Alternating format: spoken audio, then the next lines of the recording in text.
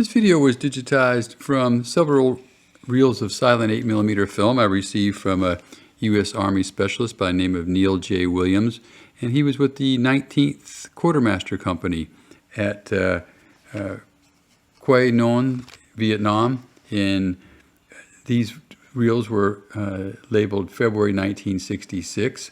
I also have a slideshow, a 35mm picture slideshow video from his time there in September of 1965. But this video starts off here with the 19th Quartermaster Company at Qui Nhon Bien Hoe in Vietnam. And then it goes into some footage of the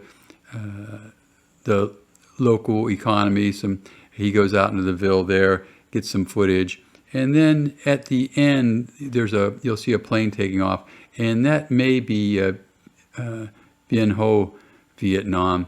He had another reel marked May 1966 when he was leaving Vietnam, and it wasn't clear if that footage was taken at Bien Hoe or Qui Nhon. So yeah, I'd love to hear your comments if you served at Qui Nhon or Bien Hoe, and yeah, I hope you enjoy.